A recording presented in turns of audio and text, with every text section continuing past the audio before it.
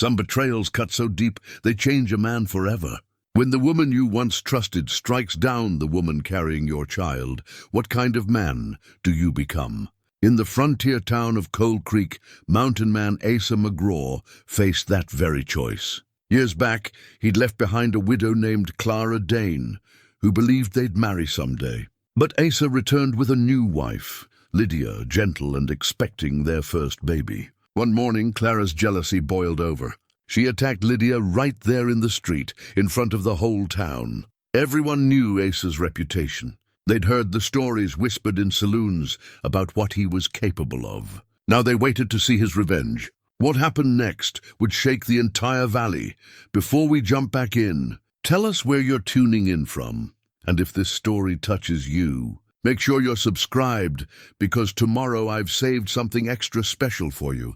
Cold Creek sat in a valley where the mountains cast long shadows even at midday. It was 1887, and the town had grown up around a single dirt road that ran between the peaks like a scar on the earth. On one end stood the church with its white-painted steeple.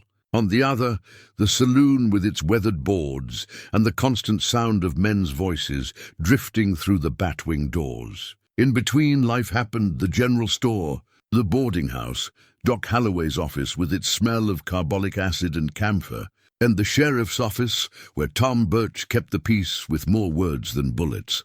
It was the kind of place where everyone knew everyone else's business, sometimes before they knew it themselves. Gossip traveled faster than the morning stage, and secrets had a way of becoming common knowledge by supper time. But for all its flaws, Cold Creek took care of its own. When the Hendersons lost their barn to fire, every man in town showed up to rebuild it. When old Mrs. Fletcher took sick, the women brought enough food to feed an army. That was the way of things. Asa McGraw had left Cold Creek 5 years earlier, and folks still talked about it. He'd been younger then, raw around the edges, working as a tracker and hunter for whoever would pay. He'd had a way with the wilderness that made people uneasy. Too comfortable out there in the wild, too quiet when he came back to town. Some said he was part wolf himself, the way he could disappear into the trees and reappear miles away without making a sound. Back then, he'd taken up with Clara Dane, the young widow who ran the boarding house on the north end of town. Her husband, James Dane, had died of pneumonia that first winter after they'd married, leaving her alone at 23 with a business to run and a reputation to maintain. Clara was beautiful in a severe way, dark hair always pulled back tight, dark eyes that missed nothing, and a mouth that rarely smiled, but could cut a man down with a single word when needed. She and Asa had been drawn to each other like moths to flame, both lonely, both damaged in ways they couldn't quite explain. They'd meet in the evenings after her boarders had gone to bed, sit on her back porch and talk about things that mattered: loss, loneliness, what it meant to keep going when everything inside you wanted to stop. It wasn't proper, people said, but Clara didn't much care about proper anymore. She'd done proper when she married James Dane, and look where that had gotten her. For nearly a year, they carried on that way. Not quite courting, not quite anything folks could name. Clara started imagining a future, Asa settling down, maybe taking over the livery, them getting married quiet-like and building a life together. She never said these things out loud, but everyone could see it in the way she looked at him, the way she laughed at his rare jokes, the way she kept his favorite coffee on hand.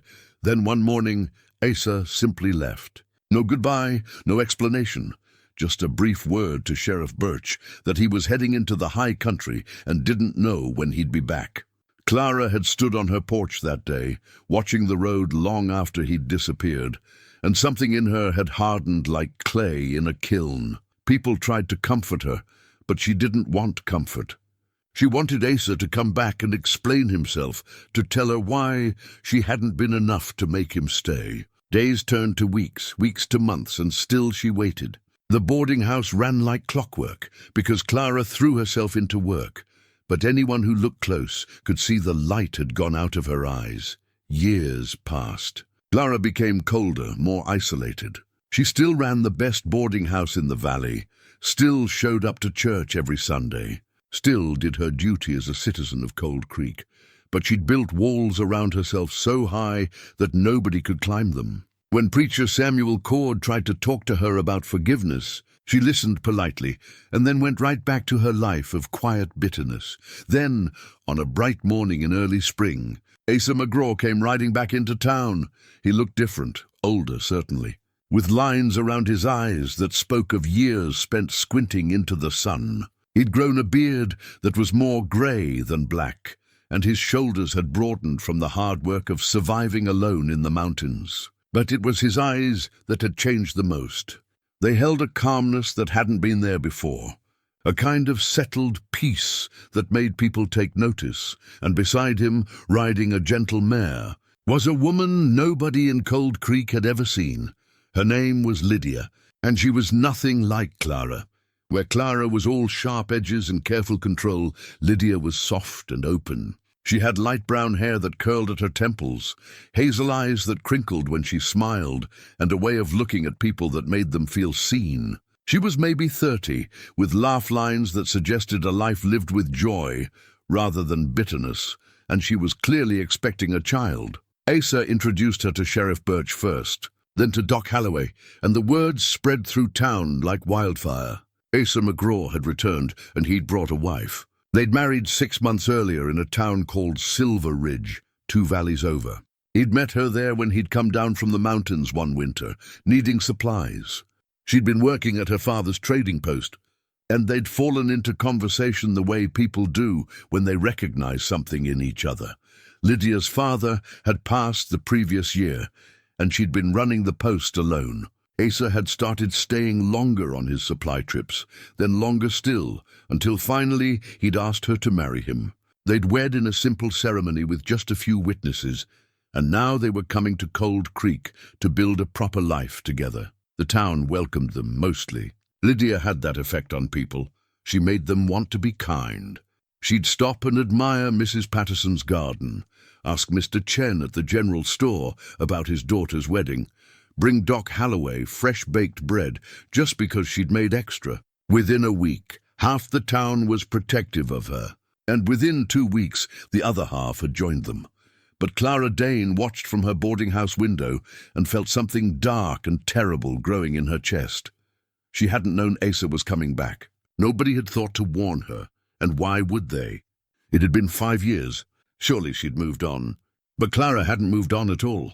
She'd just frozen in place, waiting, and now here he was with a wife, a pregnant wife. The life Clara had imagined for herself, handed to someone else like it meant nothing. Asa came to see her the day after he arrived. He stood on her porch, hat in hand, and tried to explain. He'd left because he was broken inside, he said. He'd needed to go into the mountains and figure out who he was, what kind of man he wanted to be. He'd spent years out there alone, wrestling with his demons, learning to be still. When he'd finally come down, he'd been different, ready for something he hadn't been ready for before. He was sorry, he said. He should have told her he was leaving. He should have been honest about what he could and couldn't offer. He'd been a coward, and he knew it. Clara had listened to all of this standing in her doorway, her face like stone. When he finished, she'd said, "You're forgiven," in a voice that made it clear nothing was forgiven at all. Then she'd closed the door in his face. Asa had stood there for a long moment, his old hunting knife with its carved elk handle hanging at his belt, a reminder of the years he'd spent surviving in the wilderness, of the life he'd left behind. Then he'd walked away, back to the small house he'd rented for himself and Lydia, and tried to put Clara out of his mind. But Cold Creek was a small town, and avoiding someone forever wasn't possible. Lydia, bless her heart, tried to befriend Clara. She didn't know the full history. Asa had told her there'd been someone before her, someone he'd hurt, but he'd been light on the details. Lydia, being Lydia, thought kindness might bridge whatever gap existed. She'd stopped by the boarding house one afternoon with a basket of muffins, smiling that open smile of hers. Clara had answered the door, taken one look at Lydia's rounded belly, and said she wasn't hungry. The coldness in her voice could have frozen the sun. Lydia had tried twice more, then finally accepted that some hurts were too deep for muffins to fix. The weeks passed.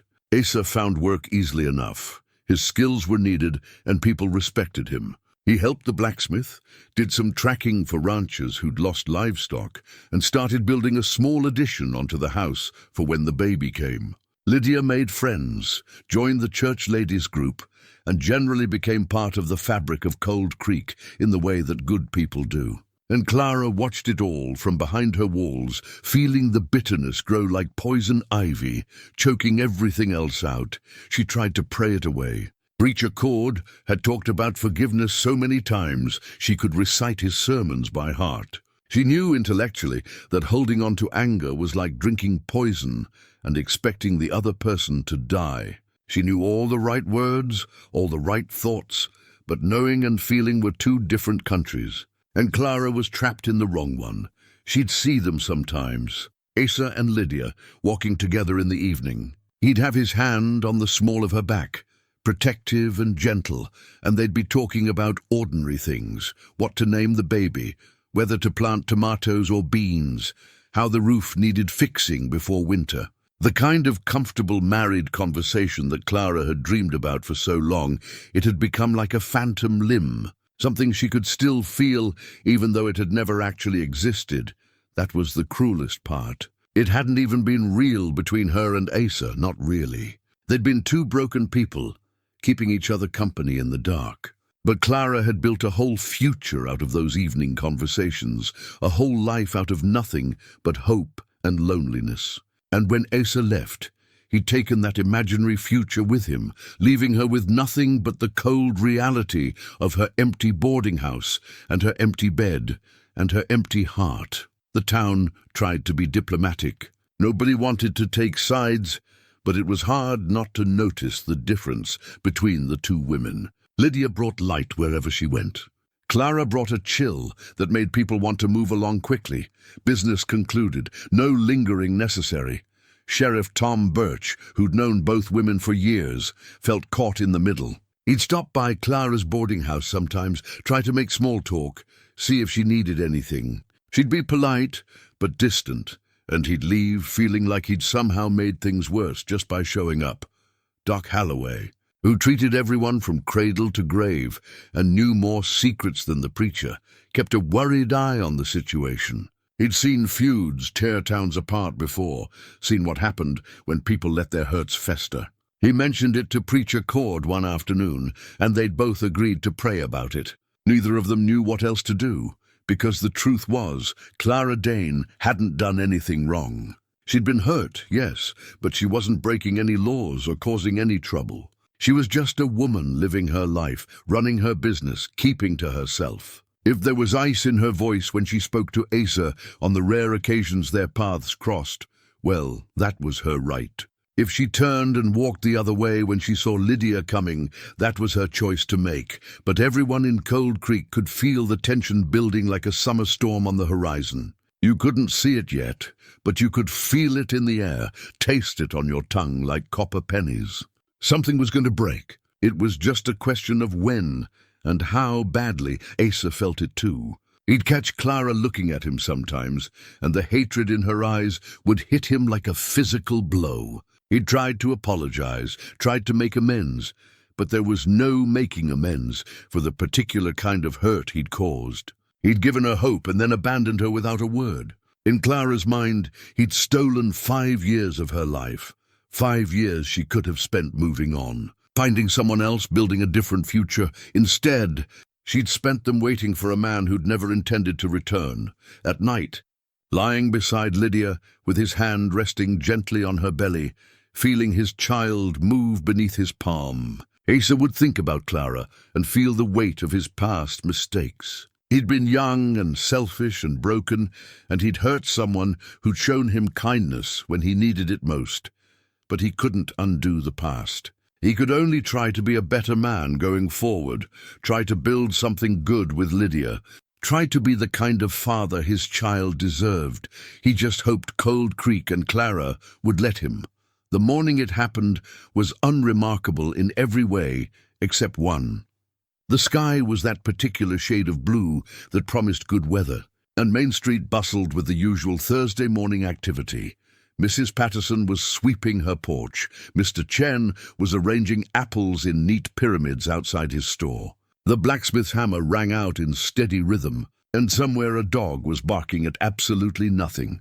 Lydia McGraw walked down the wooden sidewalk with a basket over her arm, her hand resting on the swell of her belly in that unconscious way pregnant women have. She was 7 months along now, moving a bit slower than usual, but still insisting on doing her own shopping. Asa had offered to come with her, but she'd shooed him away with a smile. He was building the cradle today, and she wanted it to be a surprise when it was finished. She stopped at the general store first, chatting with Mr. Chen about fabric for baby clothes. He showed her a soft cotton in pale yellow, good for either a boy or a girl, he said, and she ran her fingers over it, imagining the little gown she'd sew. She bought 2 yards, along with thread and some buttons, and tucked them carefully into her basket. Outside, she paused to admire Mrs. Patterson's morning glories, which had just started to bloom. The older woman came down from her porch to talk about the best way to train the vines, and they stood there in the sunshine, 2 women discussing ordinary things in an ordinary way. Neither of them noticed Clara Dane emerge from her boarding house 3 buildings down. Clara had been awake since before dawn, pacing her empty rooms like a caged animal. She'd barely slept in weeks. Every night, she'd lie in her bed and think about Asa and Lydia in their little house, probably wrapped up in each other, probably happy. The thoughts ate at her like acid, corroding everything good inside her until all that remained was the hurt and the rage. She'd tried to control it. Lord knows she'd tried. But that morning, something inside her had finally snapped. She'd been standing at her window, watching Main Street come to life, when she saw Lydia step out of the general store. Saw her pause to talk to Mrs. Patterson, saw her laugh at something, her whole face lighting up with joy. Saw her hand rest on her pregnant belly, protective and tender. And something in Clara broke completely. She didn't remember deciding to leave the house. Didn't remember walking down her porch steps or crossing the street. It was like watching herself from a distance, seeing her own body move, but not quite controlling it. All she could think was, that should have been me. That life should have been mine. Lydia was saying goodbye to Mrs. Patterson when Clara reached her. "Mrs. McGraw," Clara said, and her voice sounded strange even to her own ears. Flat, dead. Lydia turned, and her smile faltered when she saw Clara's face. "Mrs. Dane," she said carefully. "Good morning, is it?" Clara stepped closer. "Is it a good morning for you?" People were starting to notice now. Mr. Chen had come to his doorway. Mrs. Patterson had stopped mid-step on her way back to her porch. Down the street, the blacksmith's hammer had gone silent. I'm sorry?" Lydia's hand moved instinctively to her belly. "I don't understand." "No," Clara said. "You wouldn't. You blow into town and take everything, and you don't even understand what you've taken." Lydia's face softened with comprehension and something that looked like pity. "Mrs. Dane, I know there's history between you and Asa. He told me—" "He told you?" Clara laughed, and it was an ugly sound. "What did he tell you?" "That he whispered promises to me for a year, that he made me believe in a future, that he left me waiting like a fool." "He said he hurt you," Lydia said quietly. "And I'm sorry for that, truly. But nothing." Clara's voice rose. "You're sorry. You stand there with his child in your belly, with his ring on your finger, with everything I wanted, and you tell me you're sorry?" The crowd was gathering now. Sheriff Birch had emerged from his office. Doc Holloway had stopped on his way to make house calls. A dozen townspeople had materialized, drawn by the raised voices and the tension crackling in the air like lightning about to strike. "Mrs. Dane," Lydia said, and her voice was gentle, trying to de-escalate. "I understand you're hurt, but this anger, it won't heal anything. It'll only make things worse." It was the wrong thing to say. The gentleness, the understanding, the pity in Lydia's voice. It was gasoline on Clara's fire. This woman, this stranger, presuming to understand her pain, presuming to offer wisdom about hurt and healing when she'd taken everything Clara had dreamed of. "You don't understand anything," Clara said, and her hand moved before her brain could catch up. The slap connected with Lydia's cheek with a crack that echoed down Main Street. For a moment, everything froze. Lydia staggered backward, more from shock than force, her hand flying to her face. Her basket tumbled from her arm, spilling fabric and thread across the wooden sidewalk. Then Clara moved again. Later, people would disagree about exactly what happened next. Some said Clara shoved Lydia, others said she just reached out and Lydia, already off balance, fell. But everyone agreed on the result. Lydia went down hard, landing on her side on the wooden planks. She cried out, not loud, just a small sound of pain and surprise, and immediately curled around her belly, protecting the child inside her. The spell broke. People rushed forward. Mrs. Patterson reached Lydia first, dropping to her knees beside the younger woman. Doc Holloway was there a second later, his experienced hands already checking for injuries. Sheriff Birch grabbed Clara's arm, pulling her back. She didn't resist. She just stood there, staring at Lydia on the ground. And for a moment, her face showed nothing but horror at what she'd done. Then the walls slammed back into place, and her expression went blank. "Are you all right?" Doc Holloway was asking Lydia. "The baby. Can you feel the baby moving?" Lydia's face was pale, but she nodded. Yes, I think we're all right. Let's get you to my office. I need to examine you properly." Doc looked up at Sheriff Birch. "Tom, get some men to help me carry her." "I can walk," Lydia said, but her voice shook. "I'd prefer you didn't, just to be safe." Doc's voice was kind but firm. He gestured to two men standing nearby. "Careful now. Support her back and legs." They lifted her as gently as they could. Lydia's hand never left her belly, and Mrs. Patterson walked beside her, holding her other hand. The crowd parted to let them through, and that's when Asa appeared. He'd been in the livery, working on the cradle, when someone's son had come running with the news. He'd dropped his tools and run the 3 blocks to Main Street, his heart pounding with fear. Now he stood at the edge of the crowd, taking in the scene. Lydia being carried toward Doc's office, her face pale and frightened, the scattered contents of her basket on the sidewalk. Clara standing silent in Sheriff Birch's grip, her cameo brooch, the one Asa had given her years ago, now cracked down the middle, hanging crooked on her dress, and every eye in town turning to watch his reaction. Asa's face went through several expressions in rapid succession. Fear, anger, something that might have been grief, before settling into absolute stillness. His hand drifted to the hunting knife at his belt, that old companion from his years in the wilderness, but he didn't draw it. He just stood there, his jaw clenched so tight you could see the muscle jumping. "Asa!" Doc Holloway called. "Come on! She's asking for you." Asa moved then, walking past Clara without so much as a glance. But everyone saw the way his hands were shaking. Everyone saw the cold fury in his eyes. Clara watched him go, and something inside her shriveled even further. She'd wanted him to look at her. She'd wanted him to see her, to acknowledge what he'd done to her, to feel even a fraction of the pain she'd been living with. Instead, he'd looked right through her, as if she didn't exist at all. Sheriff Birch's grip tightened on her arm. "Clara," he said quietly, "we need to talk." She let him lead her toward his office, moving like a sleepwalker. Behind them, the townspeople stood in stunned silence, looking at each other with wide eyes and shocked faces. In the 5 years since Asa had left, Clara Dane had been cold. She'd been distant. She'd been bitter and hard, but she'd never been violent. Something had changed. Something had broken. And everyone in Cold Creek knew that broken things could cut you if you weren't careful. In Doc Holloway's office, Asa sat beside Lydia's examination table, holding her hand so tight his knuckles were white. The doc was checking her carefully, listening to the baby's heartbeat with his stethoscope, pressing gently on her abdomen, asking questions in his calm, professional voice. "Any cramping? Any bleeding? Any sharp pains?" "No," Lydia said.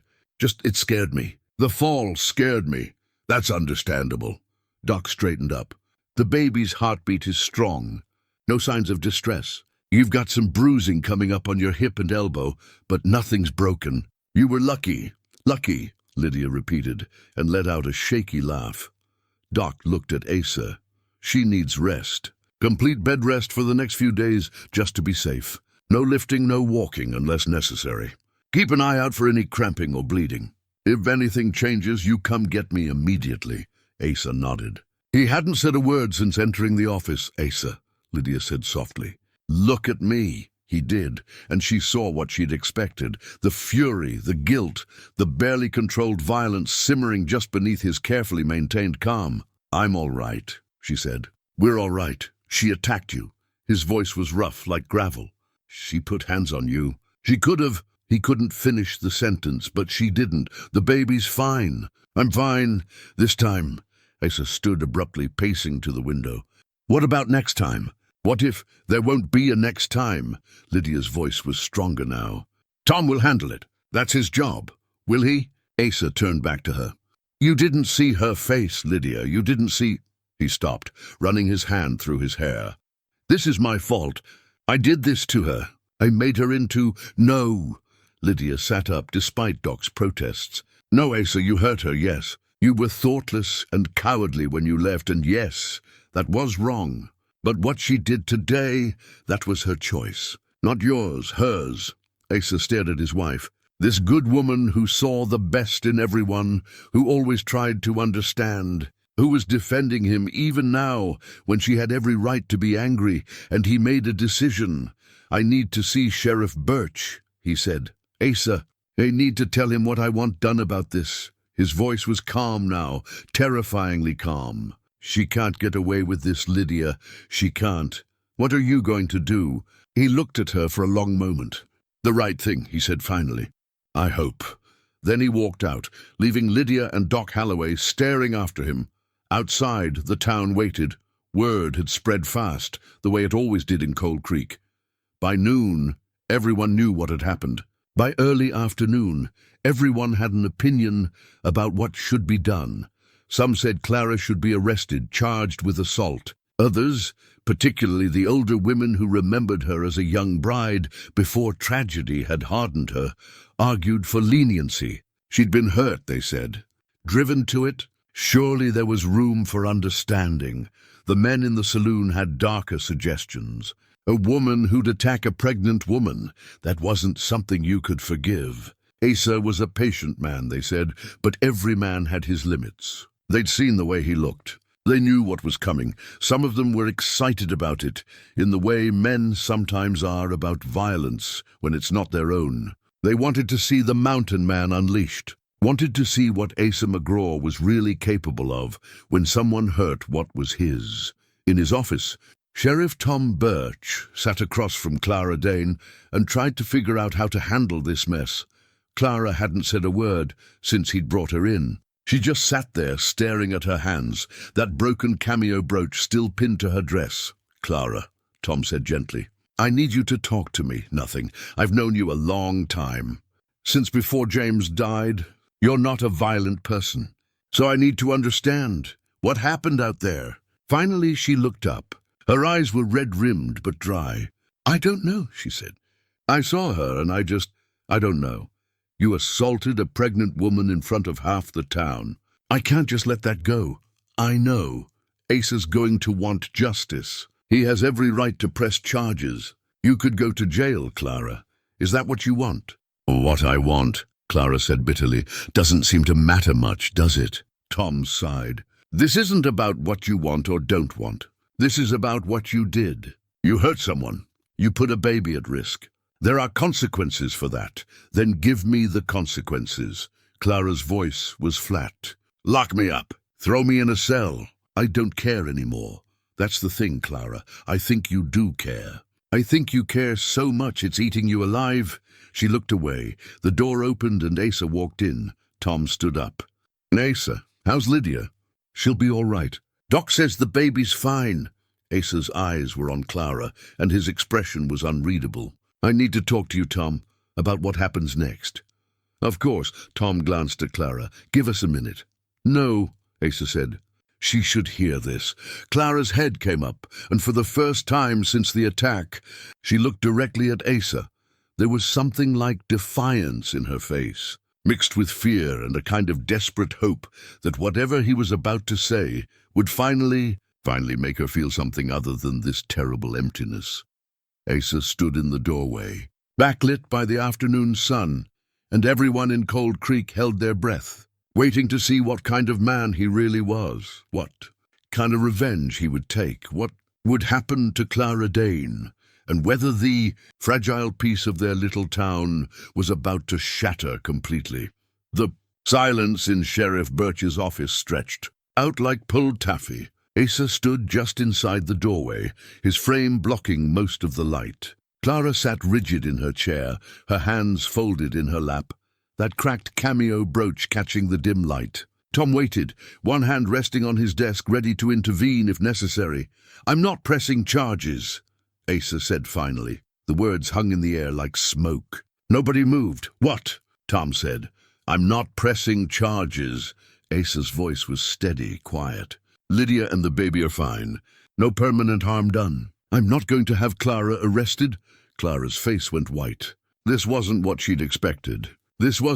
She'd been braced for his anger, prepared for his hatred. She'd been ready for him to demand justice, to see her punished, to finally give her the attention she craved, even if it came in the form of vengeance. But this calm dismissal, this refusal to engage, it was somehow worse than anything she'd imagined. "Asa," Tom said carefully, "she attacked your wife. In front of witnesses. You have every right." "I know my rights."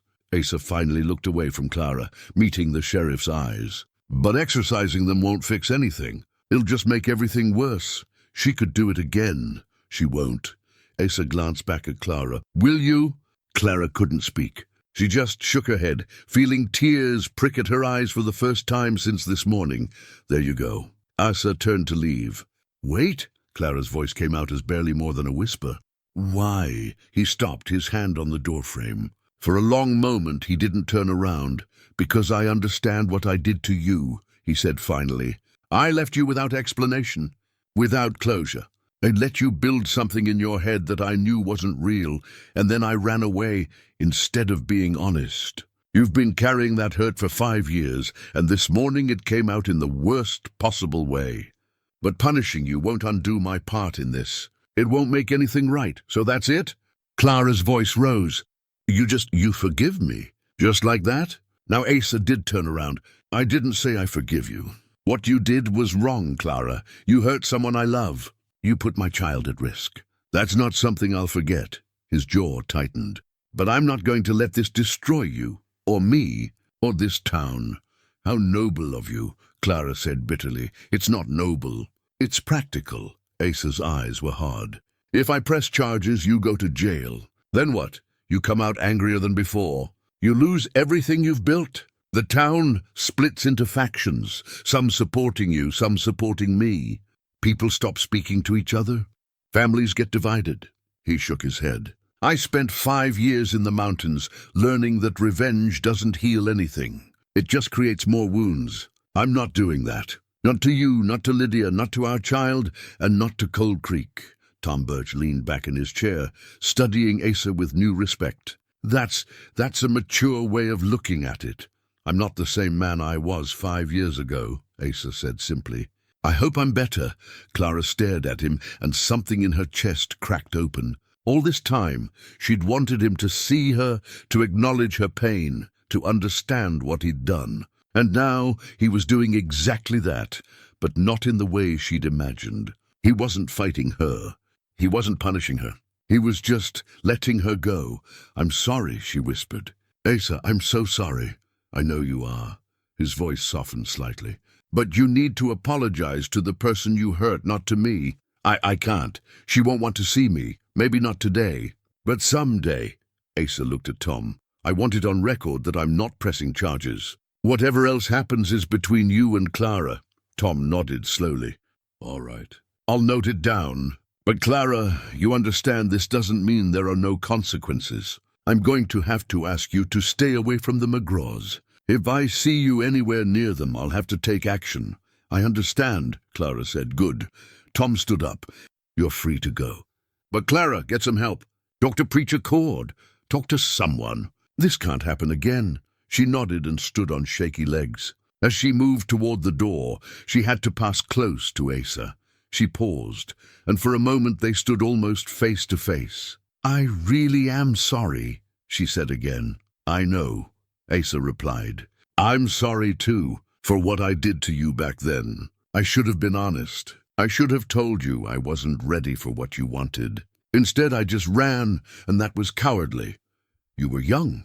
That's not an excuse. Clara looked at him, really looked at him, and saw the man he'd become. The lines around his eyes, the grey in his beard, the calm that seemed to radiate from him like heat from a stone. He was different, genuinely different, and she realized with a horrible sinking feeling that she'd been holding on to a ghost. The Asa she'd been waiting for, the one she'd built up in her mind during those 5 long years, that man had never existed.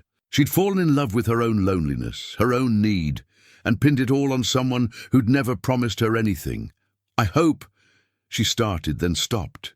I hope you'll be happy. You and Lydia, you deserve it. So do you, Asa said. You deserve to be happy too, Clara, but you won't find it by holding on to the past. Then he stepped aside, letting her pass. Clara walked out of the sheriff's office and into the bright afternoon sunlight. Main Street was busy with people going about their business, but she could feel their eyes on her. Everyone knew what had happened. Everyone had an opinion. She walked back to her boarding house with her head high, refusing to show how much it hurt, how much everything hurt. Inside, she climbed the stairs to her private rooms and finally let herself cry. She cried for the years she'd wasted, for the future she'd imagined that would never exist, for the woman she'd become, bitter and cold and capable of violence. She cried for James, her first husband, who'd been kind to her in his way and hadn't deserved to be mourned so briefly before she moved on to pining for someone else. She cried for Asa, for the hurt she'd caused him and the hurt he'd caused her. She cried for Lydia, who'd done nothing wrong except exist and be loved, and she cried for herself, for the girl she'd been before grief and disappointment had turned her into this. When the tears finally stopped, she sat on her bed and looked around her empty room. The boarding house was doing well financially. She had security, a business, a place in the community. But she had no real friends, no family. No one who cared whether she lived or died beyond how it might affect their room and board. She'd done that to herself. Pushed everyone away. Built walls so high nobody could climb them. But maybe it wasn't too late to change that. The thought terrified her. Change meant vulnerability. It meant admitting she'd been wrong, that she'd wasted years on bitterness. It meant forgiving Asa, forgiving herself, and trying to build something new from the ruins of what she'd imagined. She didn't know if she was strong enough for that, but she also didn't know if she could go on the way she had been. Her fingers touched the broken cameo brooch still pinned to her dress. Asa had given it to her during those months they'd spent together. She'd worn it every day since, even after he left, a constant reminder of what she'd lost. Slowly, carefully, she unpinned it. The pieces came apart in her hands, the delicate profile of a woman's face now split in two, just like her, split in two by grief and bitterness. But things that broke could be mended. It wouldn't be the same. You'd always see the crack. But it could be whole again, in a different way. Clara set the pieces on her dresser and stood up. Her legs still felt shaky, but she made herself walk to the door, down the stairs, out onto her porch. The sun was setting now, painting the mountains in shades of orange and purple. People were heading home for supper. She could smell wood smoke from a dozen chimneys. Cold Creek was a good town, despite everything. People here took care of each other. They had long memories, but also big hearts. If she could show them she was trying to change, really trying, maybe there was hope for her yet. She saw Preacher Samuel Cord walking past on his way back from visiting the sick. He noticed her standing on the porch and paused. "Clara," he said carefully, "how are you?" It was a loaded question, and they both knew it. "Not good," she admitted. "But I'd like to talk, if you have time, about everything." Preacher Cord was a tall man in his 50s, with kind eyes and hands that had comforted more grieving people than he could count. He studied Clara for a moment, then nodded. "I always have time," he said. "Come by the church tomorrow morning. We'll talk as long as you need to." "Thank you," Clara whispered. He tipped his hat to her and continued on his way. Clara stood on her porch a while longer, watching the town settle in for the evening. Somewhere out there, Asa was probably sitting down to supper with Lydia, maybe resting his hand on her belly to feel the baby kick, talking about their day in that easy way married people had. And for the first time in 5 years, Clara felt something other than bitter jealousy when she thought about them. She felt not quite forgiveness. Not yet, but maybe the possibility of it. The first small step toward letting go. It wasn't much, but it was a start. Meanwhile, in the small house at the edge of town, Asa sat beside Lydia's bed where Doc Holloway had insisted she stay. He'd made her soup and brought her tea and fussed over her until she'd laughed and told him to sit down before he wore himself out. Now they sat in comfortable silence, her hand in his, while the lamplight flickered and cast shadows on the walls. "You did the right thing," Lydia said finally. "Not pressing charges, did I?" Asa looked troubled.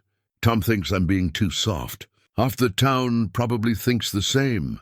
Let them think what they want. You made the choice that will let everyone heal. That takes more strength than revenge ever could."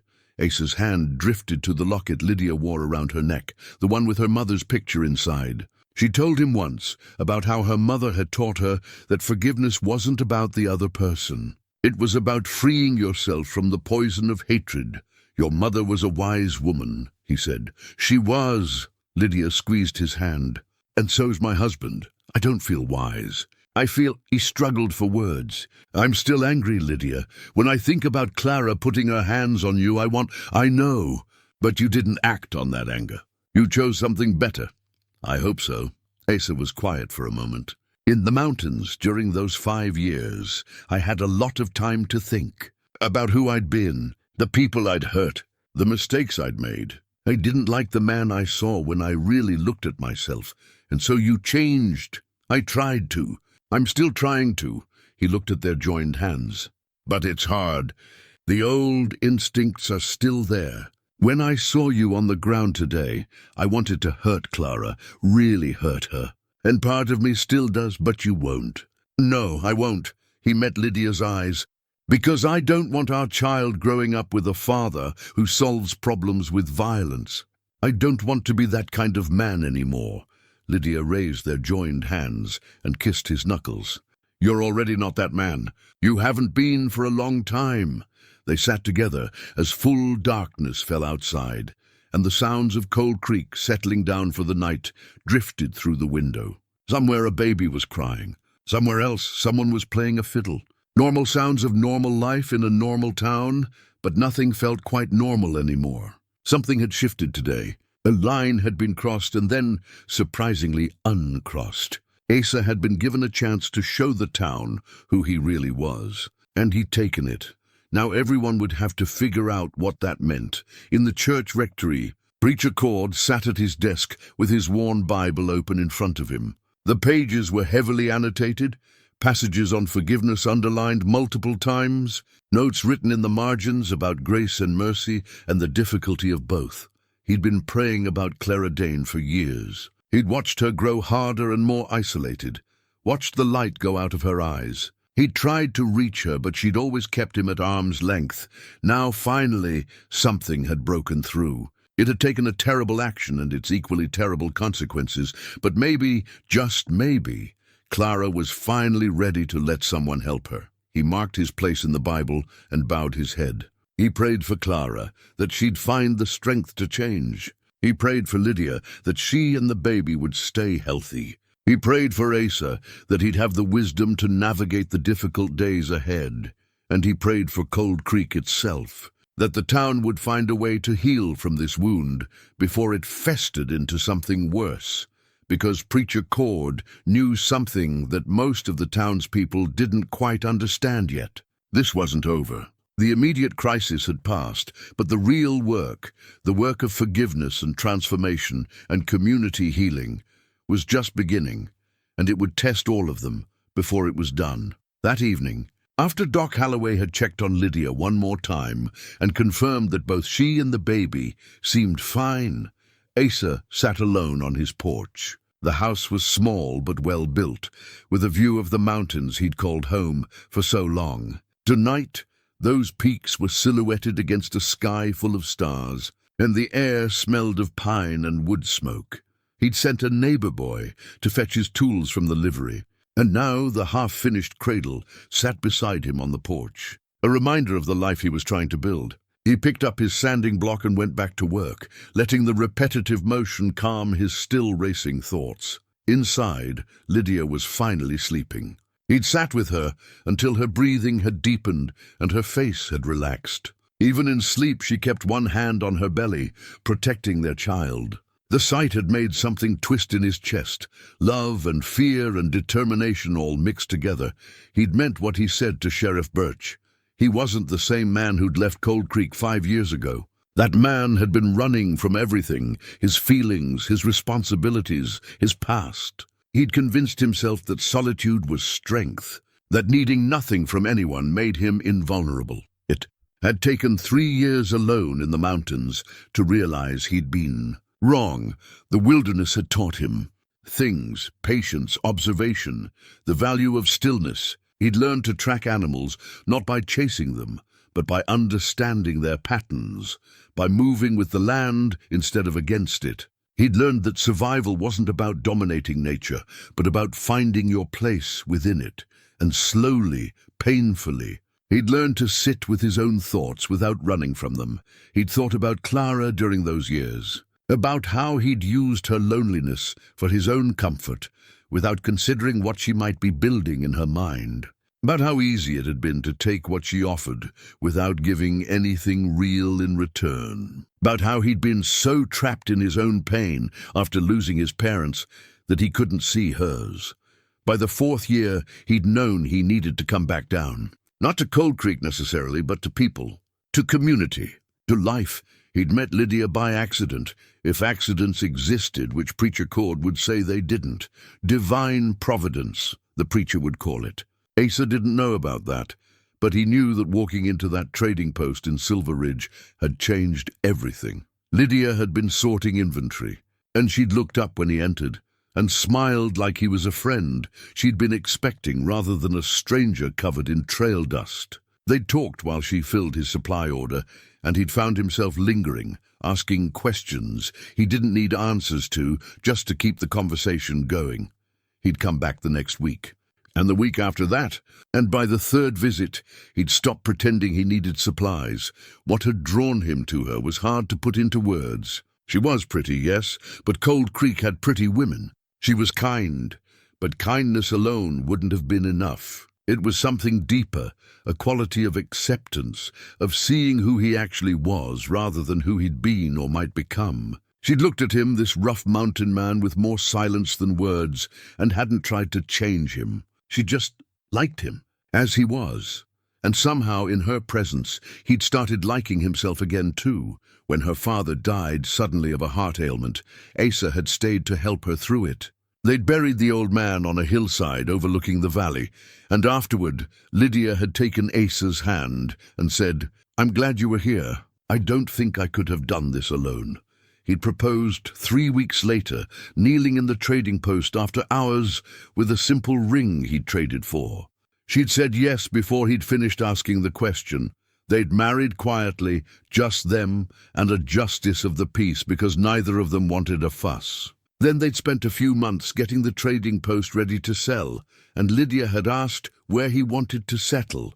"I know a place," he'd said, "if you don't mind a small town." "I grew up in a small town," she'd replied. Small towns are good for raising children. The fact that she assumed they'd have children, that she was planning a future with him so easily, it had made him realize how much he wanted that same future. Not the vague someday he'd let Clara imagine, but actual concrete plans. This woman, this life, these mountains. So he'd brought her to Cold Creek. He hadn't told her much about Clara. He'd said there was someone he'd been involved with, someone he'd hurt, and that it might be awkward. Lydia had listened and squeezed his hand and said, "Then we'll work through it together." She'd tried, bless her. She'd tried to befriend Clara, to build a bridge. But some canyons were too wide for bridges. Asa set down his sanding block and ran his hand over the cradle's smooth wood. Oak strong and lasting. He wanted this cradle to be something his child could use, and maybe his grandchildren someday. Something that would last. He'd thought about Clara's words in the sheriff's office, the hurt in her voice when she asked why he was letting her go without punishment. Part of her had wanted him to press charges, he realized. Wanted the drama of it, the attention, the proof that she still mattered to him enough to inspire his vengeance. But giving her that would have been another kind of cruelty. It would have kept her trapped in this story, where he was the center of her world, the villain or the hero, but either way, the focus of all her emotion. The kindest thing he could do was refuse to play that role. To step back and let her find her own way forward without him. It wasn't forgiveness exactly. Or maybe it was, but not the way people usually meant it. He wasn't saying what she'd done was okay. He wasn't saying it didn't matter. He was just refusing to let it become the thing that defined both of their futures. He picked up his tools again and got back to work. The cradle wouldn't build itself, and he wanted it finished before the baby came. Across town, Clara lay awake in her bed, staring at the ceiling. She'd stopped crying hours ago, but sleep wouldn't come. Every time she closed her eyes, she saw Lydia falling, saw the fear on her face, heard the small sound she'd made when she hit the ground. Clara had hurt people before with her words, sharp comments, cold dismissals, the kind of everyday cruelties that small-town life sometimes demanded. But she'd never been physically violent. She'd prided herself on her control, her dignity, her ability to maintain proper behavior no matter what she felt inside.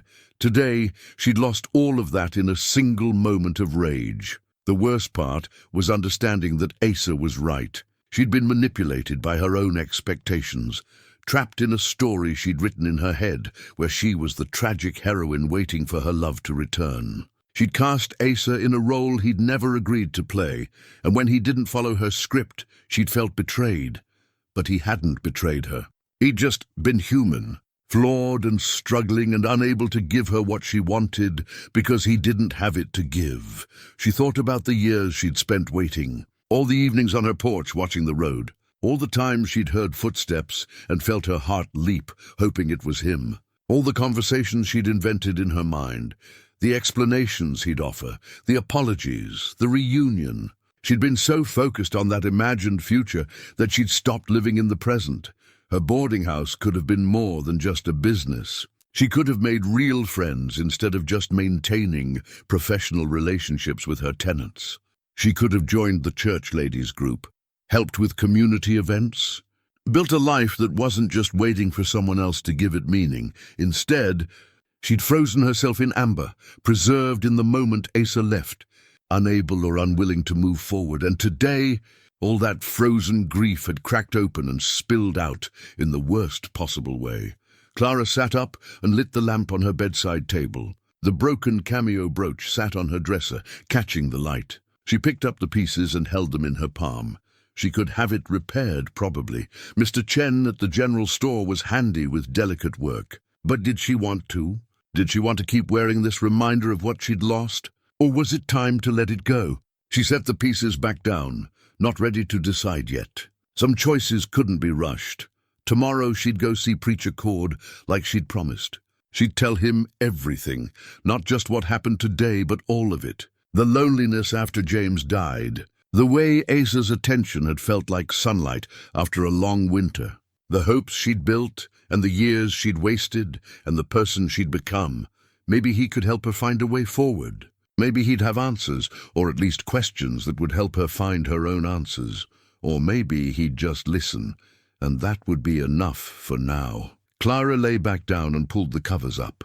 Outside, an owl called, and somewhere in the distance, a coyote answered. The sounds of the wilderness that surrounded their little town, reminding them all how small and fragile their civilization really was, but also how precious, how worth protecting. She closed her eyes and tried again to sleep. The next morning dawned clear and cool. Asa woke early, as was his habit, and checked on Lydia. She was still sleeping peacefully, one hand on her belly. He watched her for a moment, feeling the familiar surge of gratitude that she was his, that she'd chosen him, that somehow he'd been given this chance at a real life. Then he went outside to work on the cradle. He'd been at it for maybe an hour when Sheriff Birch came walking up the path. "Morning, Asa," Tom called. Got a minute? Asa set down his tools. Sure, coffee. Wouldn't say no. They went inside, moving quietly so as not to wake Lydia. Asa poured 2 cups from the pot he'd made earlier, and they settled at the kitchen table. How's she doing? Tom asked. Better. No cramping, no bleeding. Doc says that's a good sign. Good, that's good. Tom wrapped his hands around his cup. Listen, I wanted to talk to you about yesterday. About your decision not to press charges. You think I made a mistake. I think, Tom chose his words carefully, I think you made the decision that felt right to you. But I'm worried about what it might mean for the town. How so? Word's spreading. Some folks are saying you're too soft, that Clara got away with something she shouldn't have. There's talk that if a man won't even protect his own wife, what good is he? Asa's jaw tightened, but he kept his voice level. Let them talk. It's not just talk I'm worried about. Clara Dane, Clara's brother-in-law, he rode into town late yesterday. Stayed at the boarding house. He's asking questions, making noise about family honor. Now Asa's attention sharpened. I didn't know Clara had family. Just Cyrus, James Dane's younger brother. He's got a ranch about 30 miles south, made good money in cattle. He and Clara never got along, something about how she ran the business after James died. But now he's here and he's angry. Angry at Clara or angry at me? Both, from what I hear. Tom took a sip of coffee. He thinks you letting Clara go unpunished makes his family look weak. Says it's an insult. Asa stood and walked to the window, looking out at the mountains. So he wants me to press charges after all? Make it official? I don't think that's what he wants. I think Tom hesitated. I think he wants to handle it his own way. Family justice, he called it. Meaning what? He punishes Clara himself? Or he comes after me for not punishing her? I don't know yet. But Asa, the man's got a reputation. He's proud, he's got money, and he's used to getting his way. This situation, it's complicated for him. His brother's widow attacked the wife of his brother's rival, and now I wasn't James's rival. I barely knew the man, maybe not. But in Cyrus's mind, you're the man who moved in on his brother's widow. The man who rejected her and then came back with a replacement. The man who's now showing her mercy, which he sees as condescension. Asa turned back to face Tom. What do you suggest I do? I don't know, Tom admitted. I'm just telling you to be careful. Watch your back. And maybe reconsider staying close to home for a while. Keep Lydia safe. I'm not going to hide in my own house. I'm not asking you to hide. I'm asking you to be smart. Tom stood. Look, you made your choice about Clara, and I respect that. But choices have consequences, and sometimes those consequences come from directions you don't expect. After Tom left, Asa stood in his kitchen and thought about the warning. He didn't know Cyrus Dane, but he knew the type, men who measured their worth by their pride, who saw compromise as weakness and mercy as cowardice. He'd met plenty of men like that in his years working as a tracker. They were the ones who'd hire him to hunt down a wolf that killed one sheep and wouldn't be satisfied until every wolf in the territory was dead. The ones who'd start feuds over water rights that could have been settled with conversation. The ones who'd rather burn their own fields than let a neighbor benefit from their misfortune. Dangerous men in their own way. Not because they were particularly skilled or smart, but because they were unpredictable and willing to escalate any situation to prove a point. Asa went back outside and picked up his tools. The cradle was nearly finished now. Just a few more hours of work and it would be ready. He'd deal with Cyrus Dane if and when the man made his move. Until then, he had a life to build and a family to protect, and he'd be damned if he'd let anyone, Clara's bitterness or Cyrus's pride or the town's gossip, stop him from doing exactly that. By the time the sun was high in the sky, Clara had made her way to the church. It was a simple building, white clapboard with a small steeple, sitting on a slight rise that gave it a view of the whole valley. The doors were always unlocked, Preacher Cord's way of saying everyone was welcome any time. Inside, the air was cool and smelled of beeswax and old wood. Light streamed through the plain glass windows, throwing patterns on the worn floorboards. Clara stood in the doorway, suddenly uncertain.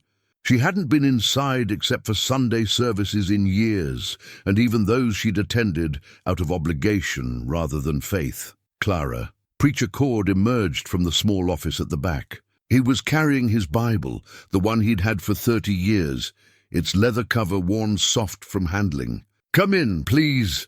She walked down the aisle between the simple wooden pews, her footsteps echoing. When she reached the front, she wasn't sure whether to sit or stand. "Wherever you're comfortable," Cord said gently, sensing her uncertainty. She chose a pew near the front and sat. He settled beside her, not too close, giving her space. "I don't know where to start," Clara said. "Start anywhere. God's patient, and so am I," so she started. Not with yesterday's attack, but further back. With James dying and leaving her alone at 23. With the weight of running the boarding house by herself. The whispers about whether a young widow could maintain propriety. With the loneliness that had felt like drowning. People were kind, she said. They helped. But nobody really saw me. I was James's widow, the boarding house lady. Someone to be pitied and helped, but not known. Cord nodded, listening without interrupting. Then Asa came along. He was different. He didn't pity me. He didn't try to fix me. He just sat with me. Talked to me like I was a person, not a widow. "You fell in love with him." I thought I did. Now I'm not sure. Clara twisted her hands in her lap. Maybe I just fell in love with feeling seen. With having someone pay attention to me. With not being alone. Those are real needs, Cord said. There's no shame in them. But I built a whole future out of nothing. He never promised me anything. Never said he loved me. Never talked about marriage, but I convinced myself it was only a matter of time. I wrote a whole story in my head, and when he left I felt like he'd stolen it from me, when really he just didn't know the story existed. Clara looked at the preacher. "When did you get so wise?" "I'm not wise. I'm just old, and I've heard a lot of confessions."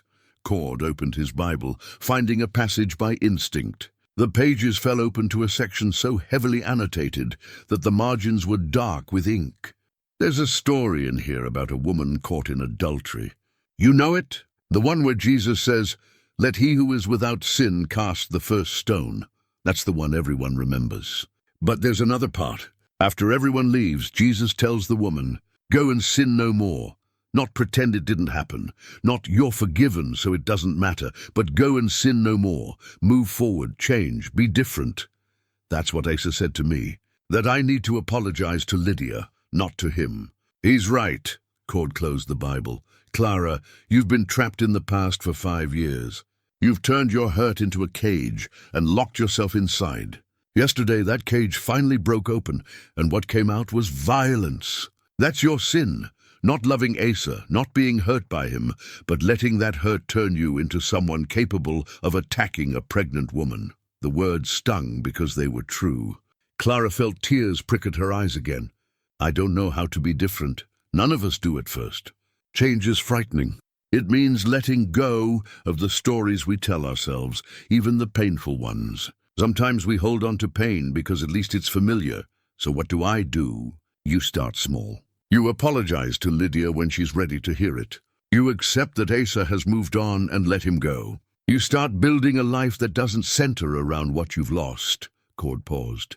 "And you forgive yourself, which might be the hardest part of all. How?" "One day at a time, one choice at a time, choosing kindness over bitterness, choosing to move forward instead of looking back, choosing to see other people instead of just your own pain."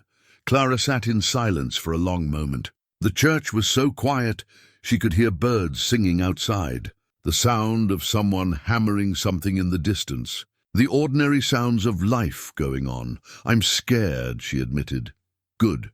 Fear means you're taking this seriously." Cord smiled slightly. "But you're not alone. That's what community is for, to help each other through the hard changes. Let people help you, Clara. Let them in. They probably hate me now. Some might.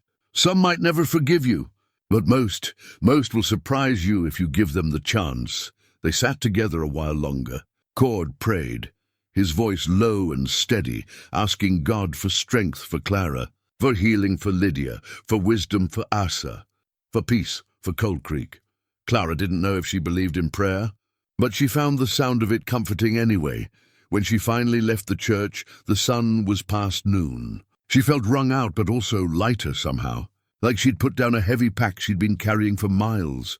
She walked back toward the boarding house, but paused when she saw a man standing on her porch. He was tall and thick through the shoulders, wearing a suit that looked expensive, but somehow wrong on him, like he was more comfortable in work clothes. His face was florid, his expression stern. Cyrus Dane. She recognized him even though it had been years since she'd seen him. "Clara," he said when she approached. "We need to talk." "About what?" "About yesterday. About you disgracing the Dane name. About what I'm going to do about it." Clara's momentary peace evaporated. "I don't see how it's any of your business, Cyrus. Your family. That makes it my business." He came down the steps, and she noticed he was wearing silver spurs that jangled with each step.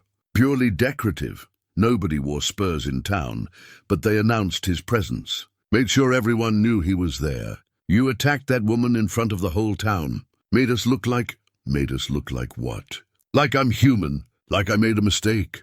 Like we're weak." His voice rose. "Like the Dane family can be pushed around. That mountain man, he should have pressed charges. Should have demanded justice. Instead, he just let you go. Like you're not worth the trouble." "Maybe I'm not," Clara said tiredly. "Maybe he just doesn't want more conflict. Doesn't want—" Cyrus stared at her. "Where's your pride, woman? Where's your anger? He humiliated you, threw you over for some soft little thing, and then when you finally stood up for yourself, he dismissed you like you were nothing." "I didn't stand up for myself. I attacked a pregnant woman." "That's not standing up, that's—" Clara stopped. "Why are you really here, Cyrus?" "I told you. Family honor. You never cared about family honor before. You couldn't even be bothered to come to James's funeral." A flash of something, guilt maybe, crossed his face. "That was different. How? James and I, we had our differences, but he was still my brother, and you were still his wife. I should have—" He shook his head. "That's not the point. The point is, I'm here now, and I'm going to fix this mess you've made. There's nothing to fix." Asa made his decision. Sheriff Birch agreed. "It's over. It's not over. Not by a long shot." Cyrus's hand moved to rest on the silver spurs at his belt, a gesture that seemed habitual. "I've been asking around. Seems this Asa McGraw isn't quite the upstanding citizen everyone thinks he is." Clara felt a chill. "What are you talking about?" "I'm talking about his time in the mountains. 5 years is a long time for a man to be alone. Makes you wonder what he was running from. Makes you wonder what he might have done out there, where nobody could see." "Don't," Clara said. "Whatever you're planning, don't. I'm not planning anything. I'm just curious. And I have friends who might be curious too. Friends who can ask questions, dig around, see what they can find." Cyrus smiled, and it wasn't a pleasant expression. "Maybe there's a reason McGraw doesn't want attention from the law. Maybe pressing charges against you would have brought scrutiny he can't afford. You're making things up. You don't know anything about him. Not yet. But I will." He tipped his hat to her. "I'll be staying in town for a while. Got some business to attend to. I'll see you around, Clara." He walked away, those silver spurs jangling with each step, and Clara stood on her porch, feeling the dread settle into her bones. She'd thought yesterday was the end of this mess. But watching Cyrus walk away, she realized it might just have been the beginning. She needed to warn Asa. Cyrus was dangerous in a different way than her violent outburst had been.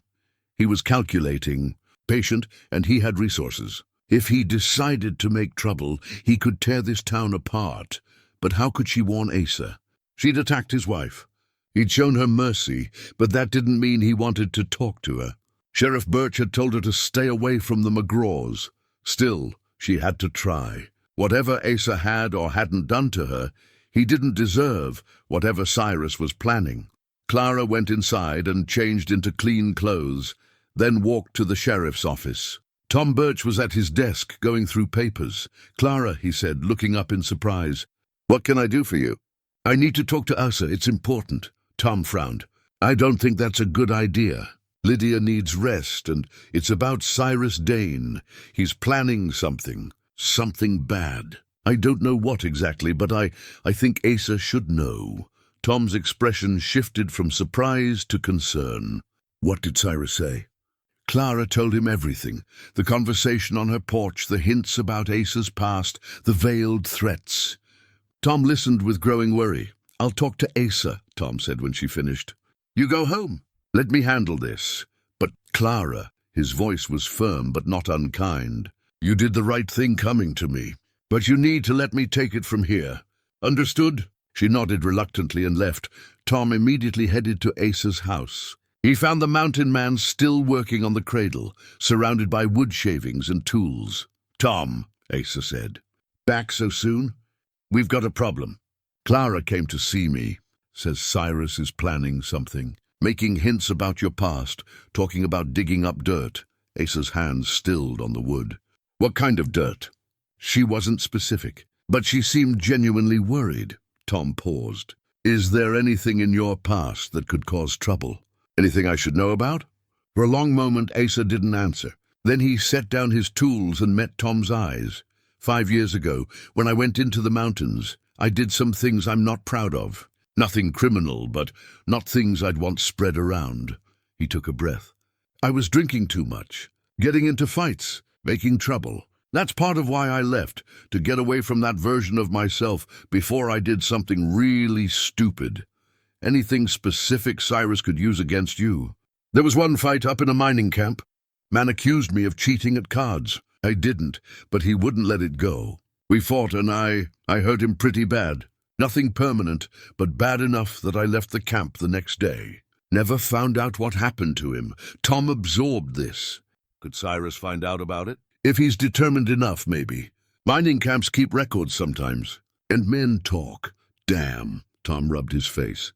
"All right, here's what we do. You don't give him any ammunition. You keep your nose clean, stay close to home. Don't rise to any bait. Let me keep an eye on Cyrus, see what he's up to, and if he makes his move anyway, then we deal with it. But Asa, you need to be straight with me. Is there anything else? Anything worse than a bar fight?" Asa shook his head. "Nothing criminal. I give you my word." "All right," Tom stood. "I believe you. But we need to be prepared. Men like Cyrus, they don't need the truth. They just need enough smoke to make people wonder if there's fire."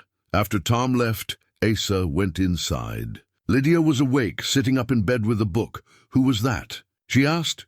"Tom. Seems there might be some trouble brewing." He told her about Cyrus, about the threats, about his own past in the mining camps. Lydia listened quietly, then reached out and took his hand. "Thank you for telling me," she said. "For being honest, you're not worried. About a bar fight 5 years ago?" "No," she squeezed his hand. "But I'm worried about this Cyrus person. He sounds like someone who wants a fight. Whether there's a reason for one or not, I won't give him one. I promise myself no more violence." "I meant it." "I know you did." Lydia was quiet for a moment. "But sometimes violence comes looking for you, even when you don't want it." Asa thought about the hunting knife at his belt, about the years he'd spent surviving in the wilderness, about all the skills he'd developed for tracking and fighting and staying alive in hard country. He'd put all of that behind him when he came down from the mountains. He'd decided to be a different kind of man, but Lydia was right. Sometimes violence came looking for you, and when it did, you had to be ready to meet it, not with more violence if you could help it, but with the kind of strength that didn't depend on fists or weapons, the kind of strength that came from knowing exactly who you were and refusing to be anyone else, no matter the pressure. That was the real test ahead of them, Asa realized. Not whether he could fight Cyrus or his schemes, but whether he could stand firm in his decision to be a man of peace, while everyone around him tried to push him into being something else. Outside, the sun continued its arc across the sky. In the saloon, men talked about Asa and Clara and what should have happened. At the boarding house, Clara Dane sat in his room making plans. At the church, Preacher Cord prayed for wisdom and guidance, and all of Cold Creek waited to see what would happen next, sensing that the real storm was just beginning to gather on the horizon, the peaceful resolution everyone had hoped for. Yesterday was looking less and less likely, with each passing hour, and the question on everyone's mind was simple. How far would Clara Dane go to restore what he saw as his family's honor? Nobody knew the answer yet, but they were all about to find out.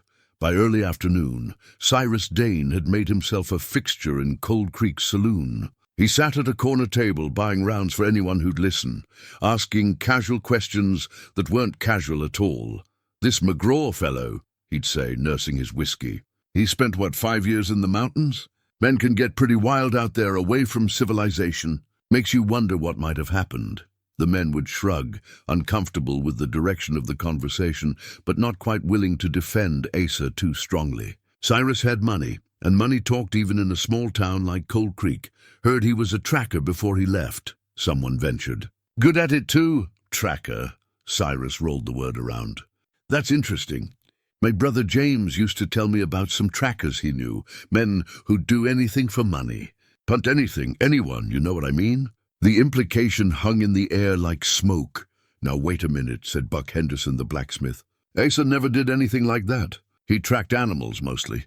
Sometimes a lost cow or a missing person." "Missing person," Cyrus leaned forward. "Tell me about that." "There's nothing to tell. Mrs. Fletcher's grandson wandered off once. Asa found him in half a day. Kid was fine. Good. But there must have been other times. Other searches. Not all of them ending so well, I imagine." Buck shifted uncomfortably. "I wouldn't know about that." "No?" Cyrus smiled. "Well, maybe I'll ask around. Talk to folks in the mining camps, the logging operations, places where men go and sometimes don't come back. You'd be surprised what you can learn if you know where to look." He stood up, leaving his empty glass on the table. "Thanks for the conversation, gentlemen. Very enlightening." After he left, the men looked at each other uneasily. "He's stirring up trouble," Buck said. "That he is," agreed another. "Question is, why? Family pride, he says. But seems like more than that to me. Seems like he's got a grudge against McGraw, specifically. Or maybe he's just the kind of man who likes causing problems. Some men are like that. They drank in silence for a while, each contemplating what Cyrus's presence might mean for their peaceful town. Meanwhile, at the McGraw house, Lydia had insisted on getting up despite Doc Holloway's orders. She was tired of lying in bed, she said, and the baby was fine, kicking regularly, no cramping, no bleeding. She wanted to feel like herself again. Asa had helped her to the kitchen table, where she sat with her sewing, working on tiny clothes for the baby. Her fingers moved with practiced ease, creating delicate stitches in soft fabric. "Tell me more about Cyrus," she said as she worked. Asa, who was at the stove making tea, didn't turn around. "I don't know much. Never met him before yesterday, but you knew James, Clara's first husband, barely. He died not long after I came to Cold Creek the first time. I saw him around town, spoke to him once or twice, but that was it. What was he like?" "Quiet, kept to himself mostly. Ran a small freight business before he got sick. Clara took it over after he died, turned it into the boarding house." Lydia was quiet for a moment, her needle pausing. "She must have loved him, I suppose. And then he died, and she was alone, and you came along." "Lydia, I'm not accusing you of anything. I'm just trying to understand." She resumed her sewing. "She lost her husband.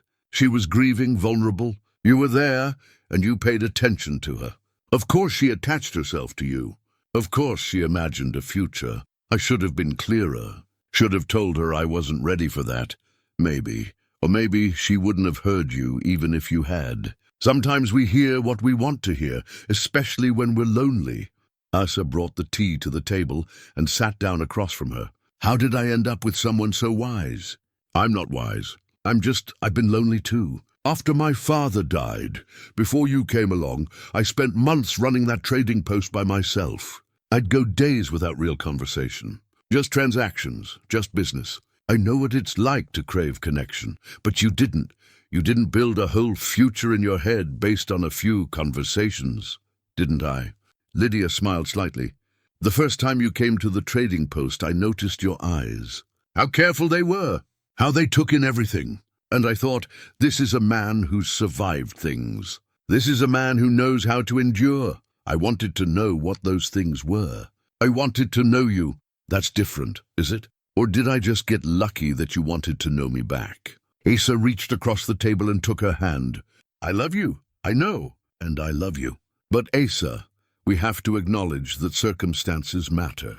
Timing matters. If you'd met Clara at a different time in your life, or if I'd met you at a different time in mine, everything might have been different. Are you saying what happened with Clara is just bad timing?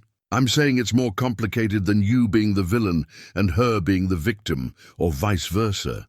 You're both just people who were hurting, who found some comfort in each other, and who ultimately wanted different things. That's not a crime. It's just sad. It's more than sad now. Now there's Cyrus, and whatever he's planning, which brings us back to the real problem. Lydia set down her sewing. Not the past, but the present. What are we going to do about him? Nothing if we can help it.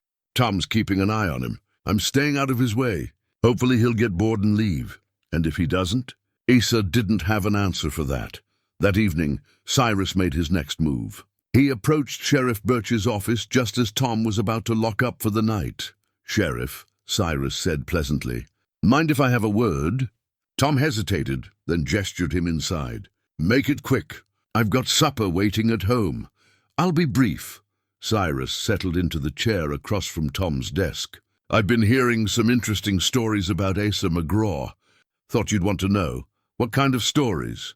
"The kind about a man who might not be entirely honest about his past.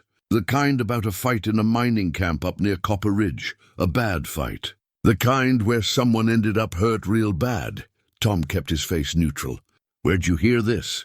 "I sent a telegram to a friend of mine who works the camps. Asked him to look into McGraw's time up there. He got back to me this afternoon." Cyrus pulled a folded paper from his pocket. "Want to read it?" Tom took the telegram and scanned it. It described a fight at a camp called Devil's Gulch between Asa McGraw and a man named Pete Sutton. McGraw had beaten Sutton badly enough that the camp doctor thought he might die. McGraw had left before any consequences could be enforced. "Says here Sutton recovered," Tom noted. "Also says he started the fight. Does it matter who started it if the result was nearly killing a man?" "Context always matters, does it?" Cyrus leaned forward. "Because I'm thinking a man capable of that kind of violence, maybe he's not as reformed as he claims. Maybe he's just waiting for the right provocation.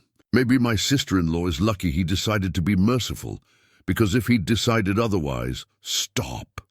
Tom's voice was hard. "I know what you're doing, Cyrus. You're trying to paint Asa as dangerous so that when you make your move against him, you can claim it's justified. I'm not going to be part of that. I'm not trying to paint him as anything. I'm just presenting facts. You're presenting one side of a story from 5 years ago. Asa's been nothing but respectful since he came back to Cold Creek. He's working honest jobs, building a life, about to become a father. Whatever he did in a mining camp half a decade ago doesn't change that, but it does change how people see him, doesn't it?" Cyrus stood, especially when they learn he kept it quiet, when they wonder what else he might be hiding. "Get out of my office! I'm going!" "But Sheriff, you might want to think about where your loyalties lie. With the law and the safety of this town, or with a man who might be more dangerous than you think?" After Cyrus left, Tom sat at his desk for a long time, staring at the telegram. Finally, he locked it in his drawer and headed home, but he didn't eat much supper that night, and his wife could tell something was weighing on him. "Tom?" she asked gently. "What's wrong?" "There's trouble coming," he said. "I can feel it, and I don't know if I can stop it. Can anyone? Maybe Asa. Maybe if he confronted Cyrus directly, called his bluff, or maybe that's exactly what Cyrus wants. To provoke him into doing something he'll regret." Tom nodded slowly. "You're probably right. But doing nothing while this man tears apart someone's reputation, that doesn't sit right either. Sometimes there's no good choice, just the least bad one. And what's the least bad choice here?" His wife squeezed his hand. "I don't know, love. But you'll figure it out. You always do." Tom wished he had her faith. That night, unable to sleep, Clara looked out her boarding house window at the dark street below. She could see the light in Asa and Lydia's house, a warm glow in the darkness. She wondered what they were doing. Probably getting ready for bed, probably talking about the baby, probably planning their future. And she wondered what she'd cost them with her moment of violence. Not just the immediate harm, but everything that had come after. Cyrus's arrival, the rumors, the threat of more trouble.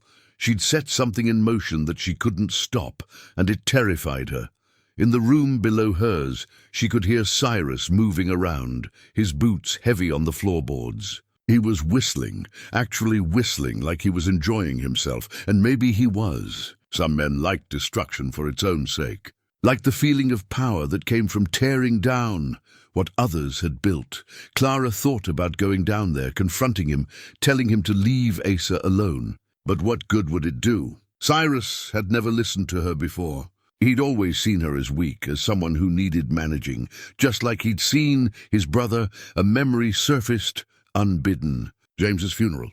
She'd been standing at the grave, barely holding herself together, and Cyrus had come up to her afterward. "You'll sell the business," he'd said. Not asked, stated. "I'll give you a fair price. You can't run it alone." She'd looked at him.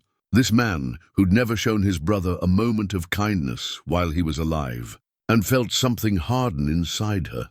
"No," she'd said, "don't be foolish. A woman alone?" "No," she'd repeated.